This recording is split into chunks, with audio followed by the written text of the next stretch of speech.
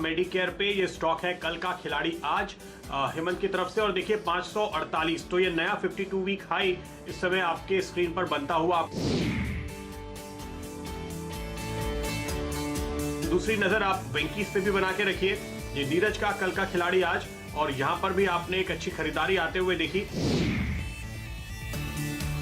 कल का खिलाड़ी आज वेंकीज और शिल्पा मेडिकेयर जो आज आया। वेंकीज था नीरज की टीम का स्टॉक और शिल्पा मेडिकेयर चुना हेमंत ने।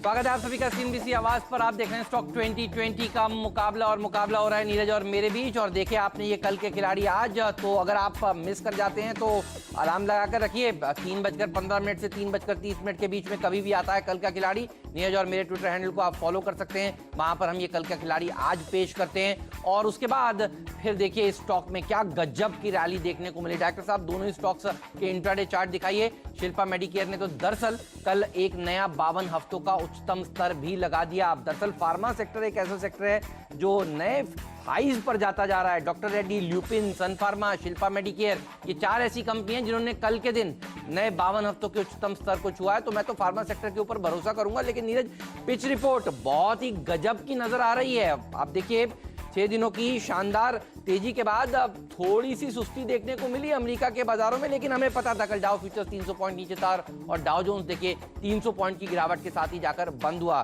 तो मुझे तो पिच बहुत ही धुएंधार लग रही है। और फेड ने अगर अच्छे स्टेटमेंट्स आज देर रात दिए तो और ये तेजी ऊपर जा सकती है। नैस्डैक के बाद अब डाउ की बारी है और S&P 500 की बारी है नए ऑल टाइम हाई लगाने की। बेशक जिस तरीके से डाउ फ्यूचर बिहेव कर रहा है, एसजीएक्स निफ्टी दिख रही है, इससे ही कह सकते हैं आपकी वो बहुत छोटा सा एक ब्रीदर था।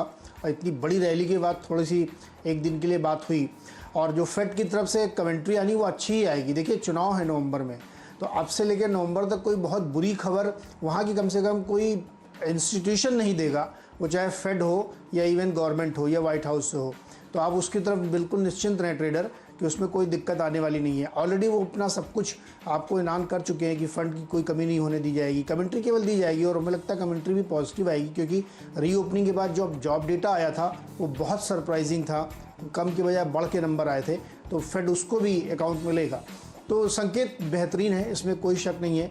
और आप एशियाई मार्केट में देखेंगे तो थोड़े बहुत हिकअप के साथ वो भी ठीक होते हुए दिख रहे हैं। तो मुझे लगता है कि जो ग्लोबल क्यूज़ हम देखते हैं, जिसको हम पिच रिपोर्ट कह रहे हैं, उसमें कोई फ़र्क नहीं पड़ा। एक छोटा सा ब्लिप था कल, थोड़ा सा ठहराव था, तो उसको लेकर के बहुत चिंता नहीं करनी चाहिए। नीरज, अब डॉक्टर साहब इंटरडे चार्ट दिखाइए निफ्टी का। 10,000 का स्तर हम तोड़ नहीं रहे हैं। 10,000 एक नया बेस है देखिए, और 10,200 की तरफ हम जाने की वापस से कोशिश करते हैं। आज भी 100 पॉइंट ऊपर खुलेगा।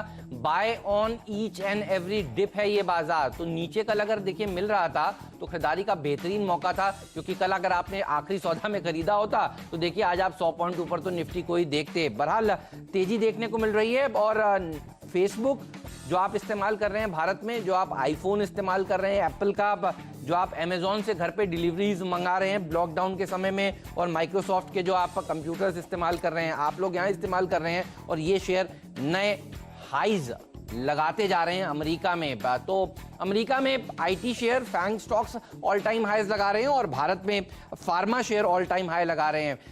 और देखिए मैं आपसे लगातार ये कह रहा हूं कि अच्छे फार्मा कंपनियां आपको जरूर खरीदनी चाहिए। शुरुआत कर देता हूं अपनी टीम की शिल्पा मेडिकेयर से।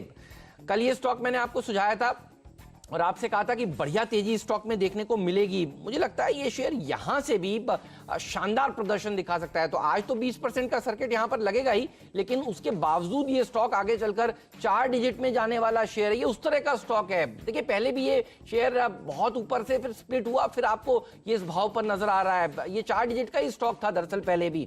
तो मुझे लगता है कि ये कंपनी शानदार प्रदर्शन दिखाएगी। 1995 में लिस्ट हुई, और देखिए सबसे ज्यादा दुनिया में इस समय तो आपको कोरोना की दिक्कत नजर आ रही है, लेकिन ओवरऑल अगर आप किसी से पूछें तो सब लोग प्रताड़ित रहते हैं, या तो डायबिटीज से या फिर कैंसर से। और कैंसर की सबसे सस्ती दवा अगर कोई बनाता है और बनाकर दुनिया भर में एक्सपोर्ट करता है तो वो देखिए शिल्पा मेडिकेयर है। ऑन्कोलॉजी की दवाओं में इनकी महारत है। ग्लोबल एपीआईज को अफोर्डेबल प्राइस पर ये कंपनी देने के लिए जानी जाती है। US, Africa, Europe, Japan, Australia, Canada, करीब करीब 30 देशों में ये कंपनी काम करती है। तो शिल्पा मेडिकेयर, थोड़ा नाम आपको सुनने में ऐसा लग रहा होगा, लेकिन अगर आप जाकर फंड्स की हिस्सेदारी देखें तो आप आश्चर्यचकित हो जाएंगे। बेरिंग्स हो या कोई बड़ा फंड हो, ऐसा है नहीं जिसके पास इसकी हिस्सेदारी ना हो। 27% एफआईआईज यहाँ पर फंड्स इसमें होल्ड करते हैं, 53% प्रमोटर्स होल्ड करते हैं, यानी 80% हिस्सेदारी स्ट्रॉन्ग हैंड्स में है। और जनरली फ्लोट जब कम होता है तो देखिए, इसीलिए मैंने आपसे कहा 20% का अगला अपर सर्किट लगाने के लिए ये कंपनी बिल्कुल तैयार नजर आ रही है। तो शानदार तेजी देखने को मिलेगी। और एक बात और, लॉकडाउन में पैसा बनता है, डबल होता है। आप देखिए इसका चार्ट, डॉक्टर साहब दिखाइए 6 महीने का चार्ट, क्योंकि 6 महीने का चार्ट में समझ में आ जाएगा आपको कि ये शेयर भी आपको अच्छे लेवल पर मिल रहा था। 277 रुपए के आसपास ये स्टॉक गया था लॉकडाउन जब शुरुआत हुई थी मार्च 24 के आसपास, और आज देखिए ये भाव इसका क्या हो गया है, तो डबल हो गया है, 277 रुपए और इसमें बढ़ गए हैं। इसे कहते हैं वी शेप रिकवरी। और ये इस तरह के चार्ट्स में आपको अगले कुछ दिनों तक लगातार दिखाता रहूंगा, ताकि आपके दिमाग में जो नहीं लेना है वाली बीमारी है वो निकले एक बार। तो लेना है और सही भाव पर लेना है, और लेकर देखिए शेयर डबल होता है। तो शिल्पा मेडिकेयर ये वो स्टॉक है जिसमें खरीदारी करने की राय पहले भी थी, और अब ये राय और पुष्टा होती हुई, क्योंकि अब टेक्निकल चार्ट्स पर ये स्टॉक मजबूत लग रहा होगा। पहले फंडामेंटल्स अच्छे थे, अब देखिए ये स्टॉक टेक्निकल चार्ट्स पर क्योंकि मजबूत है, यहां से डबल होता हुआ नजर आएगा। नीरज, ये है मेरा कल का खिलाड़ी आज का विश्लेषण। बिल्कुल सही है। और दो ही तो सेक्टर चल रहे हैं, फार्मा चल रहा है और एफएमसीजी और रिटेल। इसके अलावा तो लॉकडाउन में और किसी ने बहुत गेन किया नहीं। सही बात। इन दो सेक्टर्स ने बहुत ज़बरदस्त गेन किया है। कल का खिलाड़ी हमने इसीलिए कल वेंकीज रखा था। दरअसल एक खबर आई थी, उस खबर में ये कहा गया कि जो चिकन के प्राइसेस या पोल्ट्री प्राइसेस थे वो बहुत गिर गए थे। इवन मई में तो 5-10 रुपये किलो चिकन की स्थिति पहुँच